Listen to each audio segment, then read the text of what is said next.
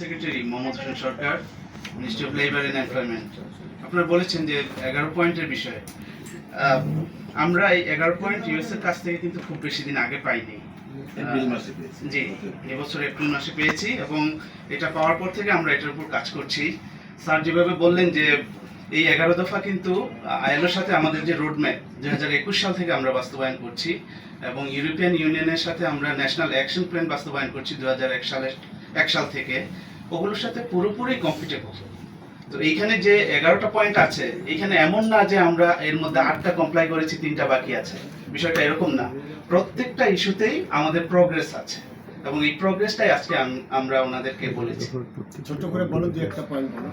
দুই একটা পয়েন্ট যেমন স্যার ওনারা বলেছেন যে ট্রেড ইউনিয়ন রেজিস্ট্রেশনের ক্ষেত্রে যে এখন বিদ্যমান 20% মেম্বারশিপের প্রয়োজন হয়, এটা রিডিউস করার তাদের একটা রিকমেন্ডেশন আছে। আমরা তাদেরকে বলেছি যে ইতিমধ্যে আমরা এটা নিয়ে কাজ করেছি এবং 20%-এর পরিবর্তে এটা 15% করার জন্য আমাদের যে ট্রাইপার্টাইট কমিটি আছে, কমিটিতে এটা আমরা এগ্রিমেন্টও করেছি।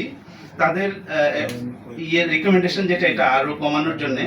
তো আমরা বলেছি যে হ্যাঁ, আমরা আরো ট্রাই করবো এটা কিভাবে আরো কমানো যায়। এটা একটা এক্সাম্পল। এটা তো আমাদের দিবেন।